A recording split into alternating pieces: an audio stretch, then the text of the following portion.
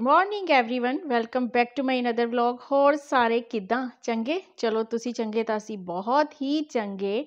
और यहाँ पे मैंने आपको गुड मॉर्निंग कही है तो इसका मतलब मॉर्निंग गुड ही होनी चाहिए सबकी, और गुड नहीं वेरी गुड होनी चाहिए।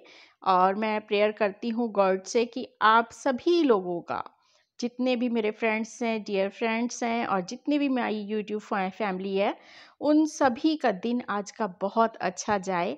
और जो जो जिसने जैसा जैसा सोचा है, भगवान करे उसकी सभी की कामनाएं पूरी हों और सभी स्वस्थ और खुशहाल रहें।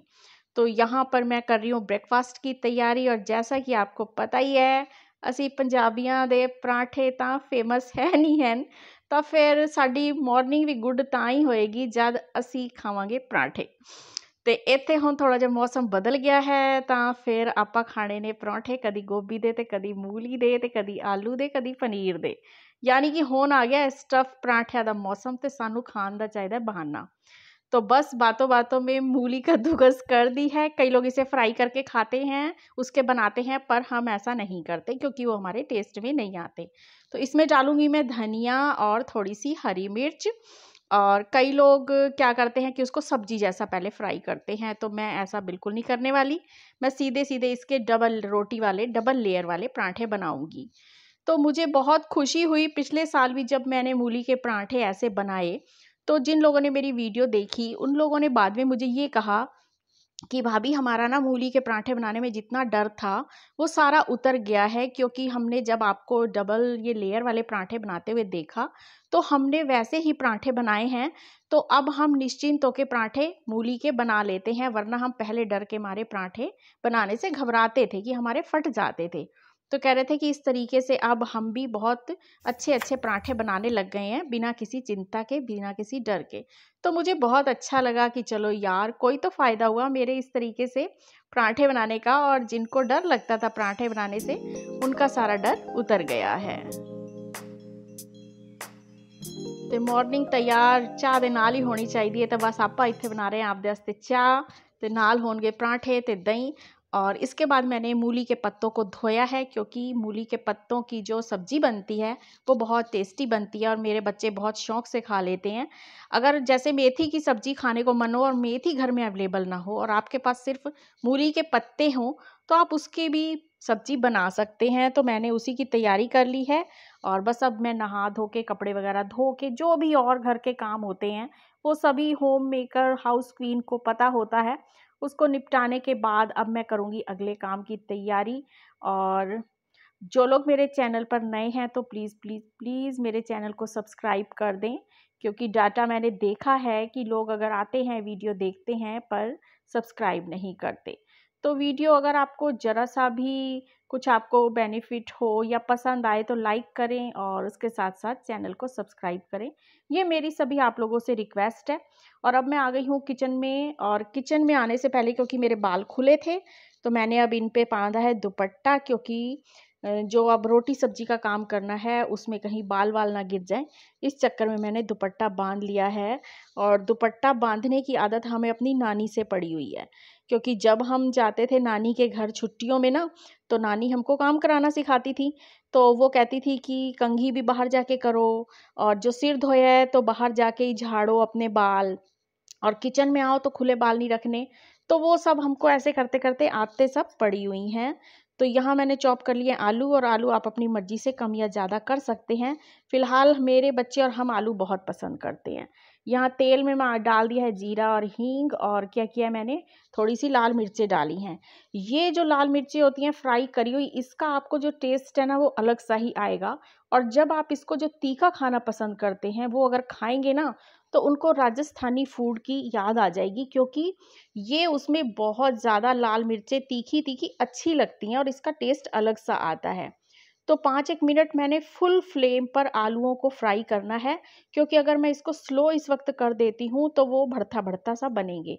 अगर आपको एक फ्राई करे हुए आलू अगर चाहिए होते हैं ना, तो उनकी कोटिंग जो फ्राई वाली अगर टेस्ट लेना है तो उसको 4-5 मिनट के करीब फुल फ्लेम पे आप फ्राई करते रहिए, तो उसको फ्राई वाला टेस्ट आ जाएगा। तो तो बस उसके बाद मैंने डाल दिया है नमक, मिर्च और हल्दी, सूखा धनिया, गरम मसाला, और इसको अब फ्राई कर लिया है 2-3 मिनट के लिए और कर लूँगी। और अब डाल दूँगी मैं सारे के सारे पत्ते कटे हुए। और अगर आप इसमें ऑयल कम डालना चाहते हैं तो इसमें पानी डलेगा, पानी का छींटा लगेगा। और अगर आप ऑयल खुला डालना चाहते हैं तो ये ऑयल में ही पक सकती हैं, फिर पानी डालने की ज़रूरत नहीं रहेगी। तो बस इसी तरीके से ढककर और फिर स्लो फ्लेम पर इसको पकने दीजिए जब तक कि आलू गल ना जाएं।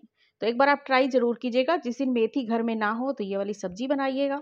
बस उसके बाद अब मैं गूँधूँगी आटा, और आटा मैं गूँध लेती हूँ जो दूध वाला पतीला होता है। जब मैं दूध उसका बचा हुआ पलट लेती हूँ, लास्ट में थोड़ा सा दूध रह जाता है और अब उसमें मलाई काफ़ी सारी लगी रह सकती है। तो क्या करते हैं कि उस वाले पतीले में अगर हम आटा गूँध लेते हैं तो हमारी रोटियां बहुत सॉफ्ट बनती हैं और ऐसे मलाई भी इतनी वेस्ट नहीं जाती और बर्तन भी साफ़ हो जाता है। और इसके बाद आज मैं धोऊंगी अपना घड़ा, क्योंकि गर्मियों में हम घड़े का ही पानी पीते हैं। तो ये 5-7 दिन बाद इस घड़े को धोना ज़रूरी हो जाता है, नहीं तो इसमें स्मेल आ जाती है। और इस वाले क्या होता है, घड़े को थोड़ी देर धूप में भी रखना होता है, नहीं तो इसमें अंदर बाहर सारी वाइट वाइट सी फंगस हो जाती है और इसकी हमें सफाई का खास ध्यान रखना पड़ता है। और इसके साथ ही क्या होता है कि जो इसकी टंकी है उसको भी, जो टूथ ब्रश होता है, एक स्पेशल मैंने इसके लिए टूथ ब्रश रखा हुआ है, उससे मैं इसकी सारी सफाई करके धूप पर थोड़ी देर के लिए रख दूंगी और फिर इसमें पानी पलट लूंगी।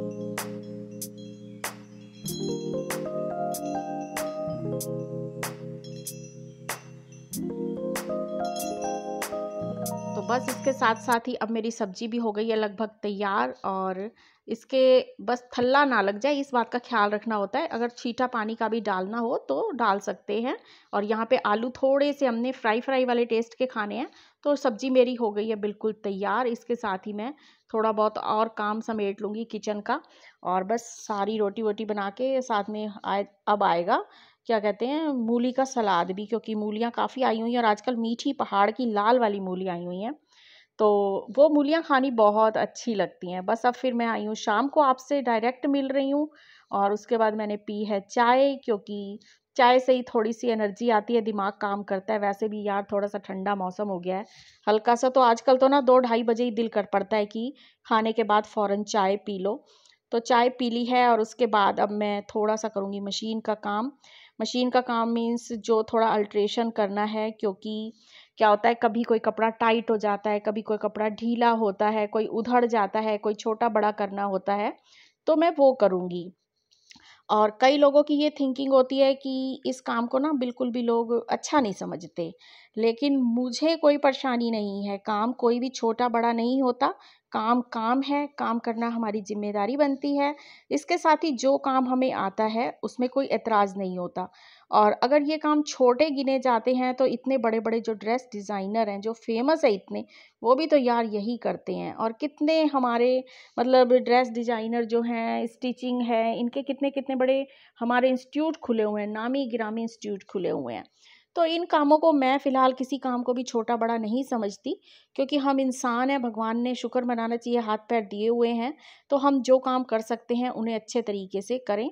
तो यहाँ पे बस आजकल जो थोड़ा सा भी टाइम मिलता है या टाइम निकालना पड़ता है, तो मैं ये काम कर लेती हूँ। और इसके साथ साथ देखिए एक बात और भी है, अगर हम यही काम टेलरों को देने जाएंगे, मार्केट जाएंगे, एक तो हमारा इतना टाइम निकालना पड़ता है, दूसरा हमारा कपड़ा वेस्ट जाता है, तीसरा वो हमें टाइम से देते नहीं हैं, इतने इतने चक्कर लगाते हैं, चौथा वो इतना ज़्यादा पैसा उसका ले लेते हैं कि इतने की ड्रेस नहीं होती जितना वो पैसा ले लेते हैं। तो इसीलिए ये अगर हमें काम करने आते हैं तो हमें छोटे मोटे काम सारे घर पर कर लेने चाहिए, इसमें कोई ऐतराज़ की बात नहीं है। और हमारे आज सोसाइटी में है जागरण, और सब हम खाना वाना रात का निपटा के अब जागरण में जाएंगे, क्योंकि सभी लोगों को इनविटेशन है। तो हम सब लोगों ने यहाँ तैयारी कर ली है और जागरण में अब हम बैठने वाले हैं। हरि ओम। गंगा च यमुना च गोदावरी सरस्वती नर्मदा सिंधु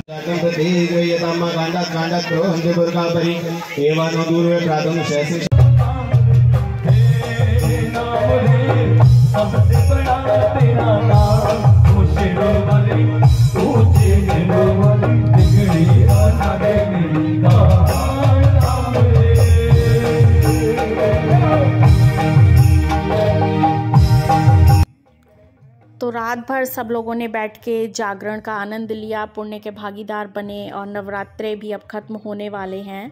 तो बस कल अब नवमी है, आज अष्टमी भी कई लोगों ने पूजन की है।